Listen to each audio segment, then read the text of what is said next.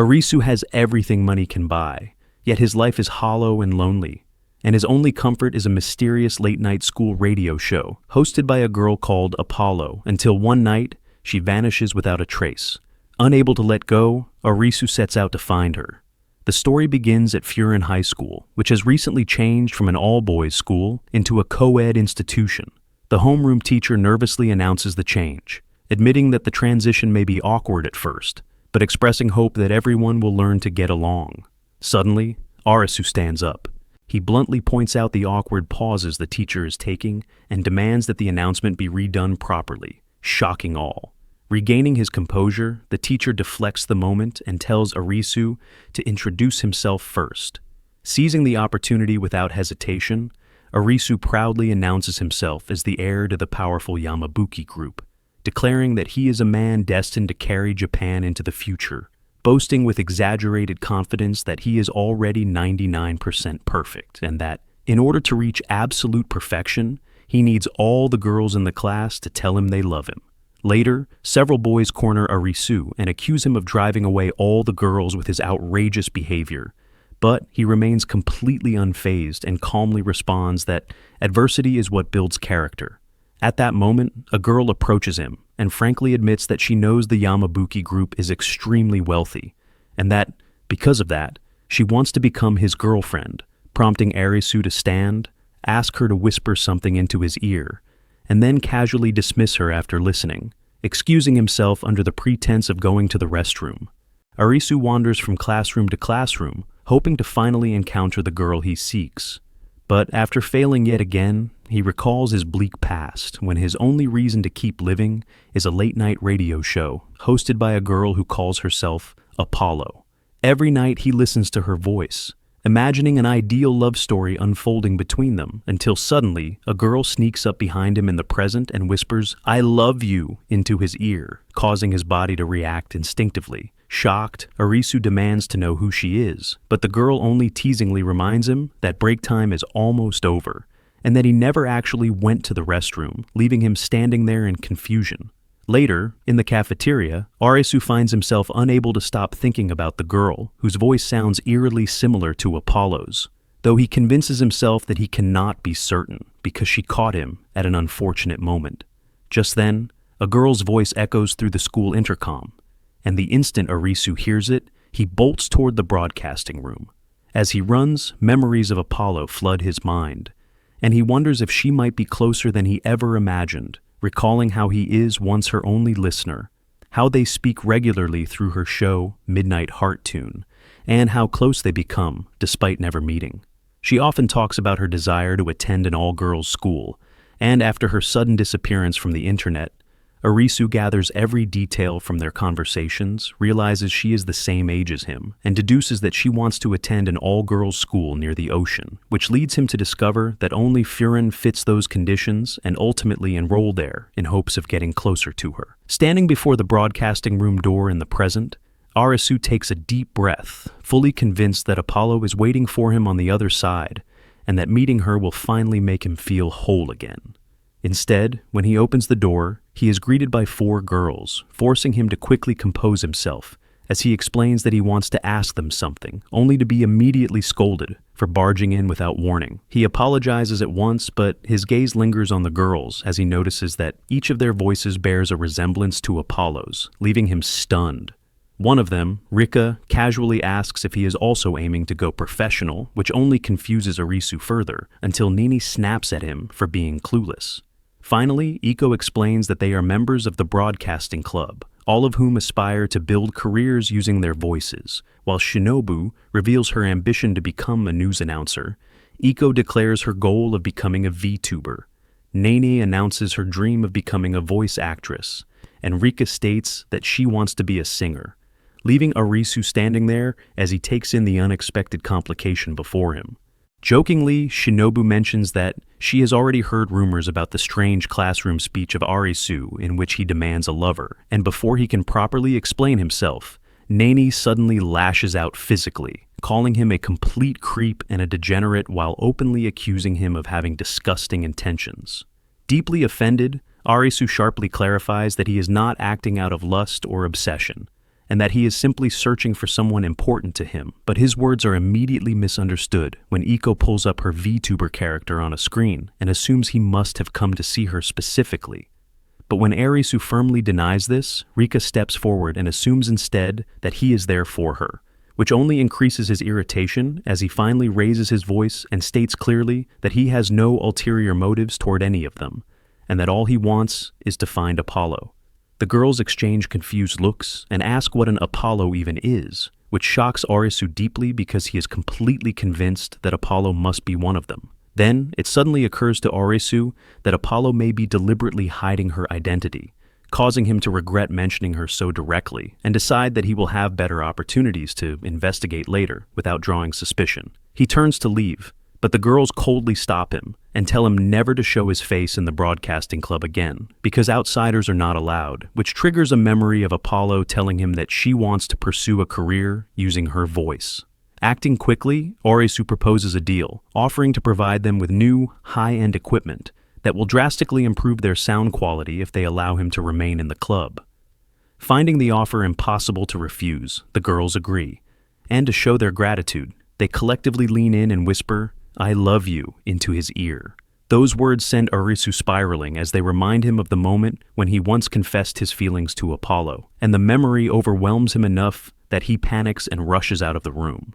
Soon as he regains his composure, he reminds himself that he is no longer a naive child, and resolves to find Apollo not out of romance, but to ensure that she can never use their past connection to blackmail him once he inherits the Yamabuki group.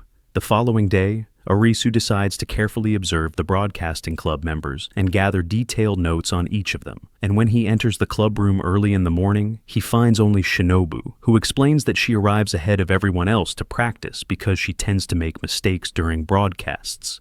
As Arisu attempts to speak, she silences him and immediately prepares for the morning announcement, prompting him to watch closely while reviewing the information he has gathered on her.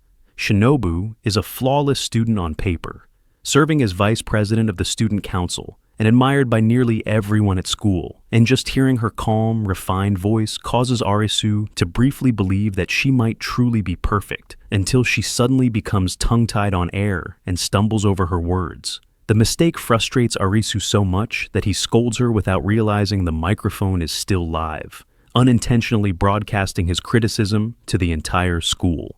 Later, outside the clubroom, Arisu notices Nene surrounded by classmates who eagerly ask her about the latest volume of a manga titled Lily, and when she excitedly confirms that she owns it, Arisu remembers that Apollo also loves the same series. Observing Nene more closely, he notes that she enjoys cosplay and is popular with everyone, and as she begins voice acting a scene from the manga, he finds himself captivated until she completely botches her lines, making him briefly wonder if something is wrong with her ability. When Nene notices Arisu staring, she loudly tells her friends that he is creeping her out, forcing him to barely escape the resulting angry crowd.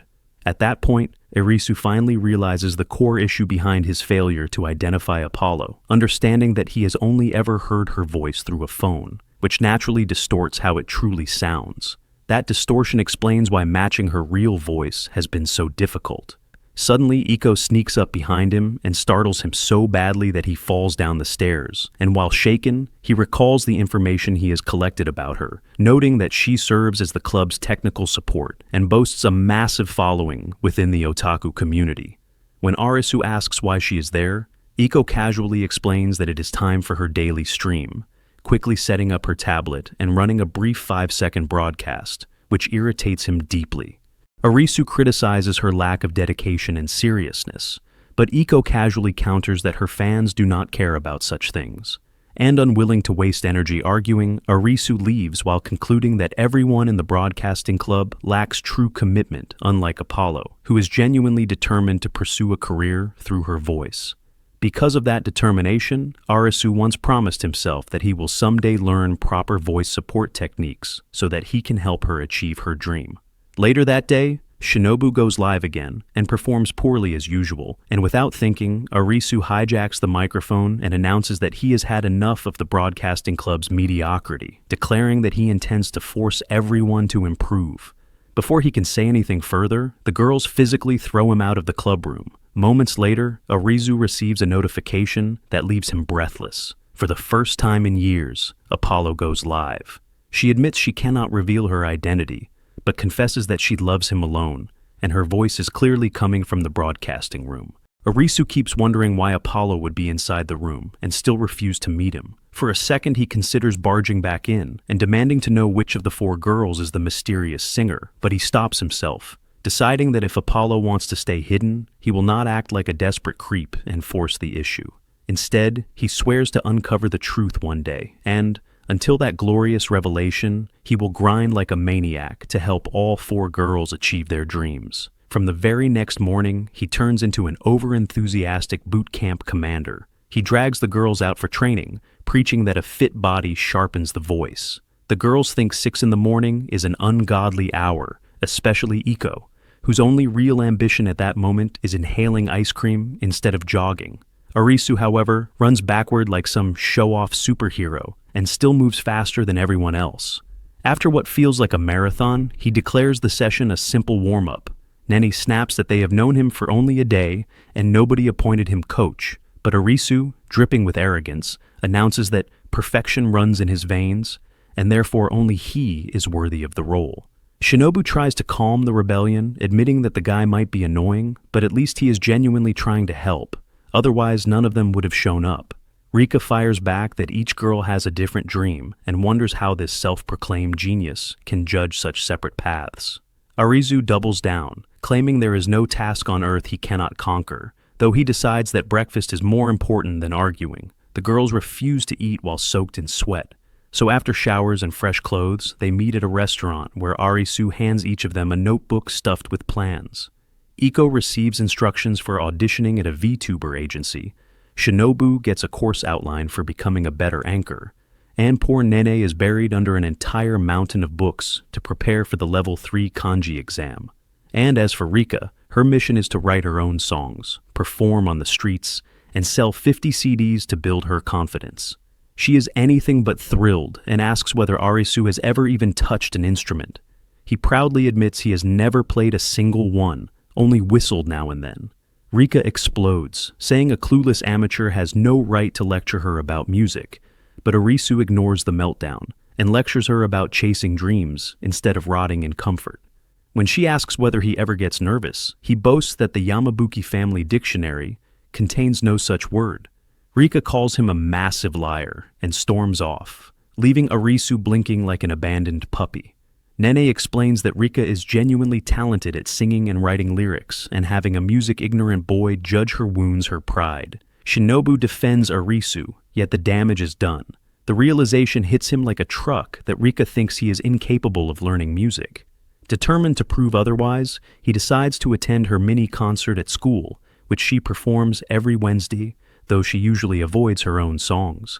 At the concert, Rika admits she still feels nervous every time, a confession eerily similar to what Apollo used to say. She sings, and her soft voice matches Apollo so perfectly that Arisu forgets the entire reason he came. After the performance, he apologizes for the morning disaster and praises her talent, again pushing the idea of street performances and CD sales. Rika shuts him down, telling him to stay out of her personal life, and vanishes. The next day, Arisu avoids the club entirely, and Rika begins to feel guilty for roasting him too hard. While wandering through school, she notices students yelling at someone outside.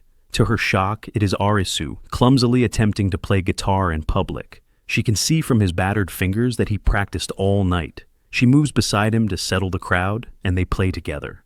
While his performance is painfully awful, exactly what one would expect from a single night of learning, but the courage impresses Rika. Later, she compliments his insane confidence, claiming he truly might never feel nervous, and Rika suddenly hugs him just to test the theory.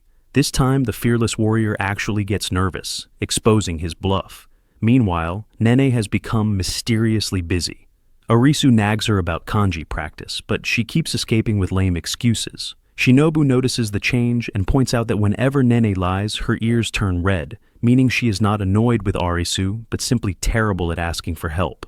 Arisu follows her to a classroom and discovers her secretly practicing voice acting. He notices that her tone is soft and adorable, like a kitten begging for attention, yet her delivery is emotionless and dull. Arisu criticizes the performance, earning a book to the face and a lecture about manners. He spots the manga she is reading and learns that it is a hugely popular story, soon to receive an adaptation seeking voice artists. The plot revolves around a princess secretly in love with a knight, unable to confess because of her royal status. When the knight dies before her eyes, she cannot even cry openly, so she pretends to wipe dirt from his helmet and steals a hidden kiss as a final goodbye. Nene finds the tale heartbreakingly emotional. Arisu, surprised by her taste, leans in too close and freaks her out. She orders him to leave so she can practice, but he stubbornly stays and begins sharing his own embarrassing memories, including a middle school trip where he shamefully wet the bed, proving that the so-called perfect hero is actually just another chaotic idiot trying way too hard. Arisu continues his parade of shame, confessing that even at the dentist, he once wet his pants, unloading one humiliating memory after another like a broken embarrassment vending machine. Nene finally opens up. She admits that it is not that she refuses to show emotions. She simply cannot feel the character at all.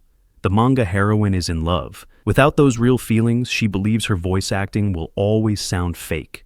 Arisu wastes no time and dramatically drops to one knee, proposing the most ridiculous plan imaginable. She should become his girlfriend for 3 weeks, exactly until the audition date.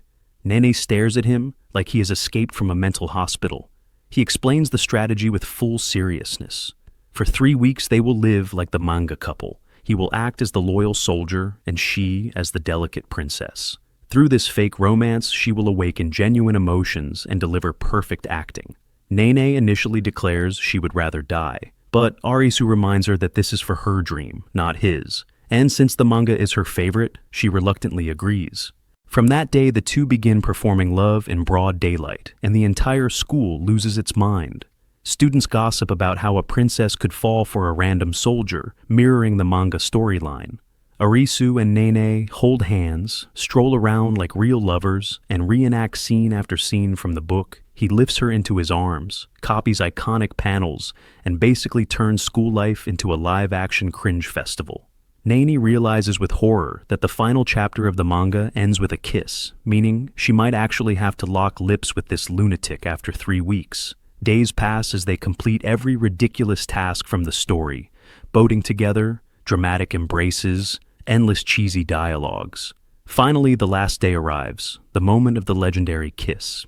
Nene becomes a nervous wreck, wondering if Arisu planned all this just to steal one smooch. Yet, she also knows he is not that kind of guy. Rules are rules, so she even applies lipstick and prepares herself like a soldier marching to doom. When she approaches him for the final scene, Arisu suddenly refuses. Nene is shocked, demanding to know why he is backing out after they practiced everything. Arisu calmly says they have trained enough and that such a moment should be saved for someone she truly loves, not wasted on an experiment. Nene cannot decide whether to scream at him or feel touched. She simply warns that he will regret this day and storms off to the audition. After returning, she reveals the brutal truth: she was rejected. Arisu almost faints, devastated that his supposedly flawless plan collapsed like a cheap plastic chair. Nene explains that neither of them was at fault. The author had already chosen favorites, and the audition was just a formality. Arisu lies down in despair like a dead knight who has lost all hope, and the scene mirrors the ending of the manga perfectly. Seeing this, Nene reenacts the final chapter herself. She bends down and secretly kisses the cover of the book instead of him, just like the princess kissing the knight's helmet so nobody notices. Arisu, however, catches on and grabs her, accusing her of kissing him and teasing that maybe she has fallen in love. Nene turns tomato red and slams him to the ground, screaming that she hates him more than anything. The other girls wisely stay out of the battlefield to avoid becoming collateral damage. Arisu whines that he had no idea she despised him so much, but Shinobu reminds him of one crucial detail. Whenever Nene lies, her ears turn bright red, and right on cue, her ears are glowing crimson, proving that her "I hate you" declaration was nothing but a massive lie. The girls are casually changing clothes inside the broadcasting club room when the door suddenly swings open, and Arisu walks straight in, freezes for a split second, and then does the one thing no sane person would do. With a dead serious expression, he scolds the girls, lecturing them about how they are in high school now and should act responsibly, at the very least remembering to lock the door, because if someone else had walked in, the consequences could have been serious. Rika bristles and asks why he is giving them such a long lecture, but Iko quickly tells her not to question him, or he will only keep talking. Shinobu feels genuinely guilty and apologizes, while Nene points out that Arisu is also at fault for entering without knocking. Arisu responds that this is not a private room but the broadcasting room, and he is a club member, though he still apologizes, admitting that he should have knocked and that seeing them like that means they deserve an apology. The girls are stunned because none of them ever imagined Arisu apologizing to anyone. Classes finally end, with Rika handling the announcement after Shinobu freezes up again and admits her mistake. Rika suggests grabbing something sweet to celebrate, but Arisu shuts it down, claiming he has personal business to handle and telling the 4 girls to go on without him. Rika says she would actually like it if he came along, prompting Arisu to tease that he might consider it if she begged properly. He still bails, while Rika loudly declares she is getting ice cream no matter what. Just as the group is about to leave, Nene suddenly stops everyone and insists they should follow Arisu, arguing that he saw them changing clothes earlier and that it would be beyond humiliating if he ever mentioned it to anyone. She proposes tailing him to catch him in an embarrassing situation, possibly even taking photos if he changes in public. Rika tries to brush it off as a harmless accident, but Nene refuses to let it go. Iko finds the idea hilarious and immediately signs up. Rika too gives in as she wonders what the supposedly perfect Arisu actually does when no one is watching, and Shinobu reluctantly agrees since everyone else is already in. They tail him like amateur spies, whispering and imagining all the embarrassing things he might get caught doing. On the train, Nene thinks she has finally struck gold as she spots him reading what looks like an adult magazine. She eagerly zooms in with her camera, only to realize it is just a book about teaching children. Frustrated that he still has not slipped up even once, Nene starts wondering if Arisu ever makes mistakes at all. The girls then keep following him until he walks into a cafe, where they hurriedly dive under a table to hide before he notices them. From there, they are shocked to see Arisu wearing a waiter's uniform, something none of them expected from someone who constantly talks about being the heir to a wealthy family. They cannot believe he lied, wondering whether he said it only to impress girls. They listen in as Arisu tells the cafe owner he needs extra shifts because he requires money. Even the owner asks why someone rich would work like this, and Arisu replies that his father is wealthy, not him, and that he refuses to rely on his family's money, choosing to earn whatever he needs himself. The owner asks him why he needs so much money, and Arisu explains that he wants to buy audio equipment for the broadcasting room and needs nearly 1 million yen, which stuns the girls, who had assumed he would take money from his father to support their club. The cafe owner questions whether spending that much on a school club is excessive, and Arisu admits it probably is, saying that investing in those 4 girls feels like throwing money into a fire. Yet he believes they have talent even if they are not serious now, and he refuses to give up on them until they achieve their goals, no matter how much lecturing or money it takes. Hearing this, the girls are deeply moved and immediately reveal themselves, startling Arisu as all 4 voices hit him at once. Nene teases him about how cute he looks in an apron and snaps his photos. The following day, Arisu sits alone in the broadcasting room, worried that the girls now know about his forbidden part-time job, which the school does not allow and could get him expelled.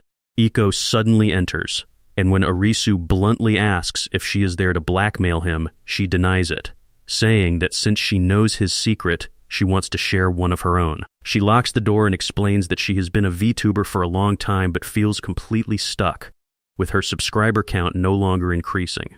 Arisu admits he noticed and points out that viewers seem bored, partly because she often does extremely short streams. However, Iko defends herself by listing everything she does, from karaoke and gaming to cooking and drawing, even revealing that she designed her own character. Arisu explains he has watched all her streams and shows her several clips, pointing out that no matter what she claims to feel, her voice always sounds lifeless, making her avatar seem like nothing more than a talking picture. He suggests trying different models or even 3D, but Iko explains she cannot afford that kind of technology. Arisu tells her to leave everything technical to him and redraw her character with different expressions, warning that in the end she still needs to show real excitement herself. They work together for days until the new model is finished, and when Arisu asks her to smile, Iko insists she cannot express emotions well. He locks the door and starts tickling her, trying everything to make her laugh, and after they both fall to the floor, she finally bursts into genuine laughter. Arisu tells her that it is the smile he wants to see, and so do her fans. At that moment, Shinobu, Nene, and Rika peeked in through the window with a selfie stick, saying they had knocked several times and were worried. But now, seeing them like this, they completely misunderstand the situation. They confront Iko and ask what Arisu did. She panics and blurts out that he touched her and pinned her down, wording that sounds far worse than intended. Nene immediately ties Arisu up, but Iko stops her and thanks Arisu, saying she can finally laugh freely. Arisu advises her to stop faking it and show her real emotions. The next day, Iko goes live with 159 viewers, including students from her school who still do not know it is her. The stream feels no different from before, and Iko nervously explains the new avatar's features without smiling, prompting viewers to complain and accuse her of clickbait as viewership drops rapidly. Panicking, she begs them not to leave, but Arisu steps in and stops the stream, telling her that continuing would only make things worse. He harshly criticizes her, calling her a disappointment and saying she will never achieve her dream, pushing her until she finally snaps and shouts that streaming means everything to her and that she is serious, even if she is afraid to express herself. Shinobu and Nene burst in and reveal that while the video stopped, the audio never did, meaning everything was broadcast live. Iko panics, convinced she is finished, until she sees her viewership jump past 2,000, something that has never happened before. Arisu explains that people like VTubers when they show their real personalities, not when they act perfectly. Iko returns to the stream, smiling and delivers her catchphrase with genuine warmth, driving the chat wild. She ends the stream early because she is still nervous, then later starts a private live stream just for Arisu, thanking him and admitting she knows he deliberately left the audio on to push her into showing her true self. Arisu tells her that her real smile is cuter than any avatar, but at that, her avatar suddenly stops reacting. He wonders why her expressions suddenly disappear again. It turns out she is hiding her face, bright red with embarrassment, because for some reason smiling in front of him feels far harder than smiling for her audience. Days later, Shinobu holds a meeting in the student council room and explains her plans as vice president. She says that since the school is now co-educational, this year's sports festival will be bigger and harder to manage. She urges everyone to work together and tells them to check the notes she prepared. One of the boys asks her, "Everything sounds fine, but why is her photo attached to the papers?" Shinobu freezes when she realizes she accidentally put her own picture in the documents. Another girl says her copy has the same mistake. Shinobu quickly begs them not to tell anyone and promises to fix it. The boys, however, seem happy to have a photo of the school's princess. All day, students keep coming to Shinobu for help with homework, paperwork, and personal problems.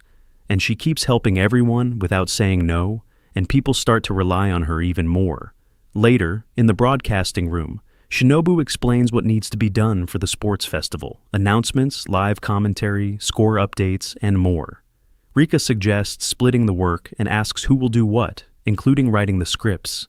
Nene reminds them that Iko and Rika did the scripts last time, and Iko remembers how badly it went, even missing the tennis match commentary. Shinobu offers to handle the scripts herself. When Rika asks who will manage the scores, Shinobu volunteers again. Before anyone notices, most of the work ends up with her. Nene points out that Shinobu is taking on too much and says they should share the load, but Shinobu brushes it off, saying she managed last year and can do it again. Arisu suggests why the broadcasting club doesn't do something special for the sports festival to give it a boost. Nene jokes about opening a maid cafe, but Arisu shuts it down as unrelated. As more silly ideas come up, Shinobu says she'll handle it and quietly takes on even more work. Later, everyone plans to go out for karaoke, but Shinobu declines because much work awaits her, and Arisu also chooses not to go. He watches her, making her uneasy, then comes to her and says what happens next must stay between them. Shinobu panics and blushes, taking his words the wrong way, until she sees he offers her a throat lozenge and says he hears a change in her voice and thinks her throat is sore. When she asks about the secret, Arisu says sweets are forbidden in the Yamabuki family, and if his family learns he carries candy, they will cast him out, so she must tell no one. Shinobu thinks of how many people came to her all day with their own needs, yet no one noticed her sore throat except Arisu, and she thanks him. He says he notices because he always listens to her voice and watches her, so small changes stand out to him. He asks why she works so much and never leans on others. She explains she wants to be a vice president people can trust and hopes they will praise her hard work. Arisu says she is trying to take all the credit, and though she objects, he tells her she does not have to do everything alone and can rely on others, especially him, and that she does not need to be perfect with him and can treat him as a friend. Just as he turns to leave, Shinobu takes his hand and asks him to help her, saying she will be alone at school that night and would feel safer if he stays. They go to the library to decide what to do, and before they begin, Shinobu asks him to close his eyes until she tells him to open them. Arisu agrees but warns her not to do anything strange, and when she reminds him that he said he trusts her as a friend, then suddenly opens his eyes and sees her about to feed him chocolate. He jumps back and shouts that a Yamabuki never eats chocolate, and Shinobu laughs and says she only wanted to break his rule before eating it herself. She says the student council is stressful and chocolate helps her cope, and she eats much of it in secret because she could be fined if caught. She tells him only he knows this secret and tries to feed him chocolate so he will not tell anyone, but Arisu refuses again. Shinobu says there are only 2 of them, and they have only 1 night to finish everything. Still, Arisu reassures her with confidence, saying she stands before a Yamabuki and that what would take a normal person all night, he will finish quickly. Encouraged, Shinobu admits she has never spoken honestly about her feelings. She compares herself to chocolate, saying that, just as chocolate is made from many ingredients, she is trying to do too much at once and feels she has no clear identity. She says Iko is serious about voice acting. Rika works hard on her singing, and everyone else is moving toward their goals, while she feels she cannot keep up. So instead of chasing her own dreams, she supports theirs. Arisu says he also has noticed she is not serious about her own dream, and reminds her that she once said she wanted to become an anchor, then asks again why she refuses to rely on others. Shinobu explains what happened at last year's sports festival. Nene kept getting names wrong, Iko broke equipment by bumping into things, Rika fell ill and did not come to school, and the event failed. Because of this, Shinobu decided to handle everything by herself this year. And since it is her final year in the broadcasting club, she wants to leave good memories behind. Arisu reacts at once, asking what she means by final year, and she explains she plans to leave the club to focus on her studies because her grades are falling. She says she needs to enter a good university to improve her language skills and become an anchor. Arisu scolds her, saying she has grown weak and needs to be braver. He tells her she does not need to quit the club and can manage both, and he promises to help her with studying, voice training, and everything else she needs to reach her goal, reminding her that he promised never to abandon the 4 of them. Shinobu feels overwhelmed by his words, and Arisu adds that she should never think she is inferior to the others, saying she is just as talented and beautiful, but hides her feelings while the others speak openly. Shinobu blushes deeply and says he is only trying to encourage her, though his words clearly make her happy. When she asks him to keep their talk secret, Arisu breaks a long family rule by eating a piece of chocolate, saying this gives her something to use against him and seals their promise, and Shinobu smiles when she realizes he breaks his rule just for her. Later, the preparations for the sports festival are complete, but one question remains. What will the broadcasting club present? Shinobu offers a strange idea. They will tie 2 cups together with a string, like a toy telephone, and students will come one by one to make confessions through the cups without revealing their identities. The girls are confused at first, but soon grow excited. Sports day arrives, and Arisu rules the field. He wins his races with ease, stuns everyone with his speed, then at once switches roles and gives live commentary after coming in first. Even those who think he only boasts admit he truly is absurdly perfect. Next comes the scavenger hunt, where players draw slips and must bring what is written to the finish line. It is Iko and Rika's turn, and they draw their slips. One says to bring the person they trust most, and the other says to bring the person whose voice they like most. Without pause, both run to Arisu, seize him, and demand he come, for they want to win at any cost. Arisu, unwilling to lose, lifts both girls in his arms and runs for the finish. The crowd gasps and many boys burn with envy, yet they are still too slow and lose. Arisu takes this loss harder than anyone and breaks down, for he has never lost before, even though it is not truly his event. Remembering he has another game lined up, he runs to Shinobu at once and learns that their other two teammates are injured. Shinobu suggests they withdraw, but Arisu refuses, saying a Yamabuki never retreats. The game is a cavalry battle, where 4 form a horse and 1 rides on top, and the aim is to knock off the other rider's headband. Arisu sets Shinobu on his shoulders and declares that the 2 of them are enough. The match begins, and Nene, from the other team, steps in front of Arisu and tells him to move aside. He refuses and says it is his game too. Nene warns him not to look at her or she will remember those days. Shinobu, red with embarrassment, because Arisu is carrying her, has her headband taken and they are out at once. Arisu only grasps it after and loses all heart, for he has now lost twice in one day. Nene's team moves on, but when she looks back, jealousy stirs in her, and she wonders why Shinobu and Arisu are always so close, and what truly lies between them. She scolds herself, saying she has no right to meddle in their lives, and, in her distraction, her team is defeated as well. After a short break of 15 minutes, most events end, and the time comes for the broadcasting club's turn. They reveal their game, a cup and string microphone that lets students speak without showing who they are. Anyone may confess secrets or feelings in this way. Someone says letters would be easier, but Shinobu answers that hearing voices is what gives it meaning, and she has even made posters to spread the word. When asked why this was not announced at assembly, Shinobu explains that she avoided announcing it earlier because the school discourages dating. Nene supports her reasoning, noting that teachers would have shut it down if they had known in advance. At that exact moment, a voice asks if they really think it cannot be stopped. Shinobu freezes in fear, for their supervising teacher, Lemon, stands before them. And that is it for today. If you enjoyed this recap, please subscribe to the channel, hit the like button, and feel free to write whatever you want in the comments section. Thank you for watching.